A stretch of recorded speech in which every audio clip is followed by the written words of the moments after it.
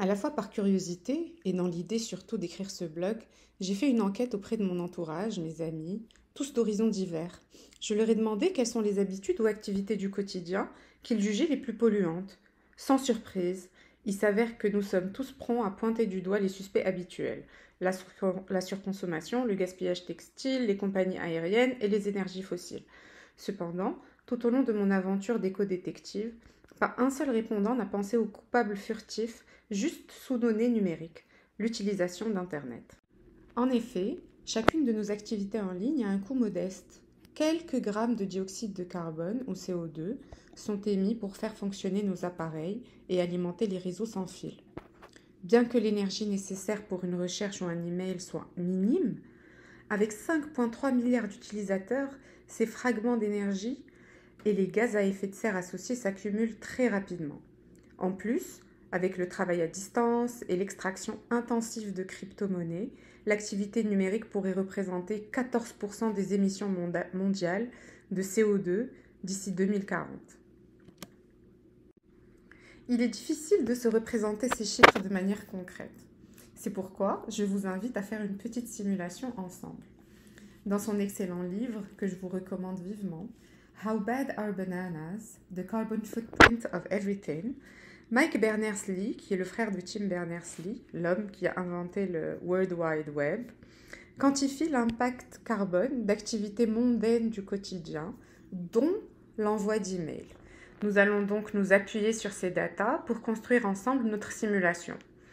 Donc, selon le livre, un email type spam représenterait 0,3 g d'émissions de CO2. Un email standard, 4 g. Et puis, un email long avec une pièce jointe serait l'équivalent de 50 g d'émissions de CO2.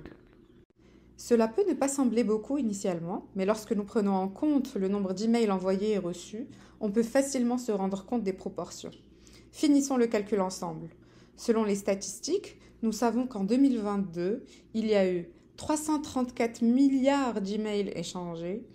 Les messages indésirables ou spam représentaient la moitié de ces échanges et le reste réparti en 2 tiers pour les emails avec pièce jointe et 1 tiers de mails sans pièce jointe. Un simple calcul nous permet d'arriver à un volume de 3,4 milliards de tonnes de CO2 émises par an uniquement à s'envoyer des emails. Il est bien entendu que cet exercice n'a pas vocation d'être précis à 100%, mais je parie que vos emails ne sont plus aussi insignifiants maintenant.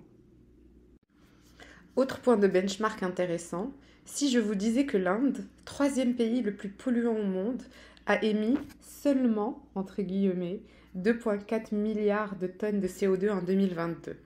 Si Internet était un pays, il polluerait plus que le 3e pays le plus polluant du monde, sachant que nous n'avons quantifié que l'impact des emails et non de l'ensemble des activités web. La pollution numérique risque de s'aggraver dans le futur. Je ne vais citer que quelques facteurs très impactants. Facteur numéro 1, avec l'avènement de l'intelligence artificielle, l'automatisation de la création des contenus, sans parler de la prolifération des bots, Internet est en train de devenir de plus en plus gros. Et qui dit gros, dit plus de consommation d'énergie. Facteur numéro 2, la crypto-monnaie et en particulier les fermes de minage sont extrêmement polluantes. À titre d'exemple, pour compenser les émissions du réseau Bitcoin, il faudrait planter en arbre la superficie d'un pays comme la Suisse ou le Danemark. Facteur numéro 3, avec toutes les lois qui protègent la vie privée sur Internet, loi 25 au Canada récemment, les marketeurs devront se replier sur des stratégies nouvelles pour mesurer puis activer leurs audiences. Entre autres, les contenus, notamment vidéo, vont proliférer de manière exponentielle pour être le plus personnalisé possible et l'email marketing va reprendre de l'ampleur avec toutes les implications en termes d'émissions carbone que nous venons d'explorer. Il est grand temps de reconnaître le poids environnemental invisible de la sphère numérique et de construire un avenir plus vert, peuplé de citoyens numériques plus responsables. Au niveau individuel, la tâche peut sembler insurmontable et inefficace, mais si nous rallions nos efforts, il existe des stratégies efficaces pour réduire notre impact environnemental de manière significative. Je vous invite donc à lire mon blog pour découvrir ces meilleures pratiques.